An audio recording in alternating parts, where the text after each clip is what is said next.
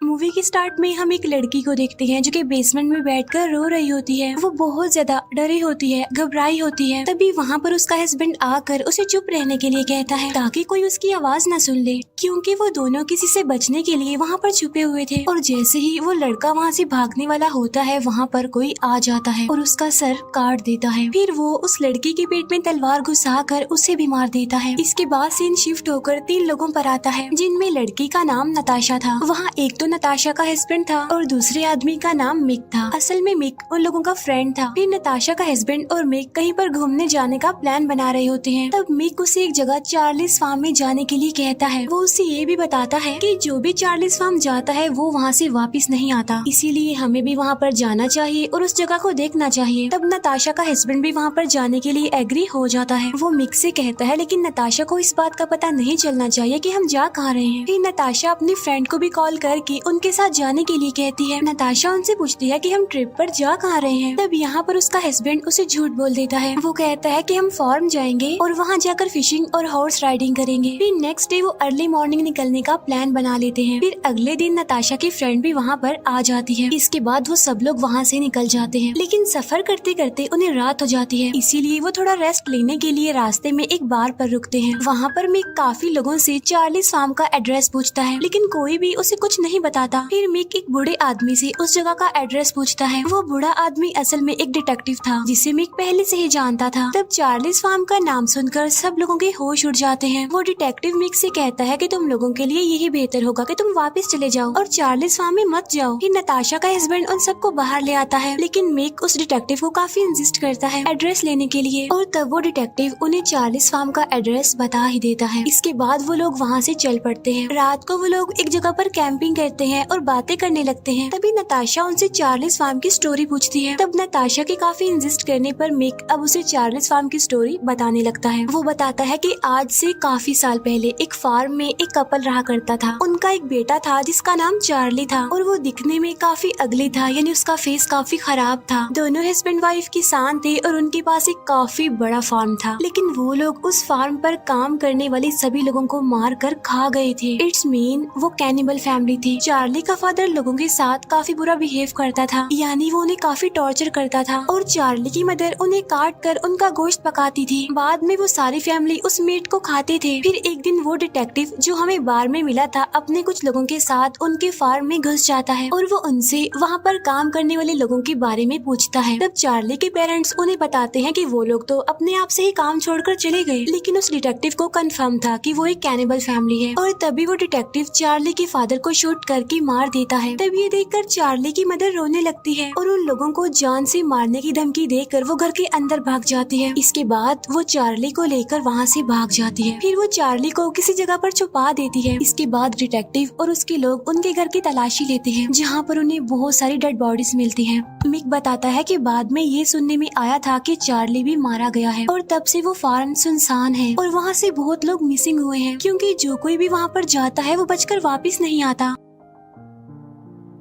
ये सारी बातें सुनकर नताशा काफी डर जाती है और कहती है कि हमें वहाँ पर नहीं जाना चाहिए, लेकिन नताशा की फ्रेंड तो वहाँ पर जाने के लिए काफी एक्साइटेड हो रही थी। फिर वो रात वो लोग उन्हें कैंप्स में गुजारते हैं और नेक्स्ट डे वो लोग चार्लीज फार्म के लिए निकल जाते हैं। फिर वो लोग अपने एक फ्रेंड से उस जगह का एड्रेस पूछने के लिए उसे कॉल करते हैं। तब उनका फ्रेंड पहले तो उन्हें वहाँ पर जाने से मना करता है, लेकिन नताशा का हस्बैंड उसे कहता है कि परेशान मत हो, हमें कुछ नहीं होगा वहाँ पर। तो इसीलिए वो उनको वहाँ का एड्रेस बता देता है, लेकिन फिर भी उसे उन लोगों की फिक्र हो रही थी। फिर जब वो लोग फार्म पर पहुंचते हैं तो वहाँ का डोर बंद था, तो इसीलिए वो लोग अपनी जीप को बाहर छोड़ते हैं और पैदल ही अंदर जाने लगते हैं। थोड़ा पैदल चलने के बाद वो एक कैबिन में पहुंच जाते हैं। वो कैबिन काफी पुराना था, सारा सामान इधर उधर बिखरा हुआ था वहाँ का। तभी नताशा की फ्रेंड को वहाँ पर एक टेडी मिलता है जो कि उसे काफी पसंद आता है। असल में ये टेडी चार्ली का था, तो वो उस टेडी को अपने पास ही रख लेती है। फिर रात को खाना खाने के दौरान मिक उन्हें आगे की स्टोरी बताता है, जिसमें डिटेक्टिव और उसके लोगों ने चार्ली की मदर को ढूंढ लिया था और वो उससे चार्ली के बारे में पूछते हैं। तो वो उन्हें बताती है कि चार्ली तो मर गया है और उसे मरे हुए काफी महीने गुजर गए हैं, लेकिन वो डिटेक्टिव उसकी इस बात पर यकीन नहीं करता और वो लोग चार्ली की मदर को वहीं पर ही मार देते हैं। यहाँ पर हम देखते हैं कि चार्ली जिंदा था और ये सब कुछ वो छुप कर देख रहा था और उससे लोगों पर बहुत गुस्सा आ रहा होता है। फिर वो सारे लोग खाना खाकर वहीं पर ही सो जाते हैं। रात को नताशा की फ्रेंड चार्ली को देखती है जो कि उनके सामने खड़ा था और उन लोगों की तरफ ही देख रहा था। चार्ली अब पहले से काफी बड़ा भी हो गया था और काफी डरावना भी लग रहा था। तब नताशा की फ्रेंड उसे ख्वाब समझकर इग्नोर कर देती है और दोबारा से सो जाती है। फिर नेक्स्ट डे वहाँ पर एक और कपल आ जाता है। फिर नताशा की फ्रेंड जब अंदर जाती है तो उसका टेडी वहाँ पर नहीं था। तब वो सोचती है कि शायद ये उनकी एक शरारत है, तो इसीलिए वो उनसे इस बारे में पूछती भी है, जिस पर वो कहते हैं कि हमने ऐसा कुछ नहीं किया। तब नताशा की फ्रेंड उन्हें कल रात वाली बात बताती है कि मैंने चार्ली को देखा है। उसकी बात सुनकर सब लोग उसे कहते हैं कि शायद तुम बहुत ज्यादा थक गई थी, इसीलिए तुम्हें ऐसा लगा। इसके बाद वो सभी घूमने जाते हैं, लेकिन घूमते घूमते वो एक दूसरे से अलग अलग हो जाते हैं। अब सब लोग तो आगे चले जाते हैं, लेकिन मिक को उसके शूज नहीं मिल रहे थे, इसीलिए वो और नताशा की फ्रेंड पीछे ही रह जाते हैं। इसके बाद वो दोनों एक नदी के पास पहुंच जाते हैं। तब वहाँ पर मिक स्विमिंग करने लगता है। तब उसके पीछे पीछे नताशा की फ्रेंड भी चली जाती है स्विमिंग करने के लिए। उधर वो नया कपल जो अभी अभी आया था वो घूमते हुए फार्म के पास आ जाते हैं। वहाँ पर उस आदमी को एक एक्स पड़ी हुई मिलती है जिसे वो वहाँ बाहर ही रख देता है। फिर वो दोनों फार्म का दरवाजा खोलकर अंदर चले जाते हैं। अंदर जाकर उन्हें काफी गंदी स्मेल आने लगती है। तो तब वो लोग समझते हैं कि शायद ये किसी जानवर के सड़ने की स्मेल है। इसके बाद उन्हें वहाँ पर एक बेड भी मिलता है, जिसे देखकर वो लड़की कहती है कि यहाँ पर जरूर कोई ना कोई तो रहता होगा, क्योंकि ये बेड इतना पुराना नहीं लग रहा। तब उसकी बात सुनकर उसका हस्बैंड कहता है कि यहाँ पर सालों से कोई नहीं आया। फिर इसके बाद वो आदमी जब वहाँ से बाहर जाने लगता है तो वहाँ पर चार्ली आ जाता है, जो उस एक्स से उसी आदमी को मार देता है। तब ये देखकर उस आदमी की वाइफ काफी डर जाती है और वो अंदर जाकर दरवाजा बंद कर लेती है। अब चार्ली वो दरवाजा तोड़कर अंदर आ जाता है और यहाँ पर हम चार्ली को देख पाते हैं जो कि काफी डरावना था और वो उस लेडी को पकड़कर उसका सर एक ट्रैक्टर पर दे मारता है, जिसकी वजह से वो लेडी वहीं पर बेहोश हो जाती है। इसके बाद चार्ली उसके सर पर ट्रैक्टर चढ़ा देता है और बाद में उसके सर को अपने पैर से कुचल देता है, जिसकी वजह से वो भी वहीं पर मर जाती है। उधर मिक और नताशा की फ्रेंड अभी तक नदी में स्विमिंग कर रहे थे, लेकिन तभी चार्ली वहाँ पर भी आ जाता है। तब मिक उसे देखकर पानी से बाहर आ जाता है, लेकिन चार्ली उसे भी मार डालता है।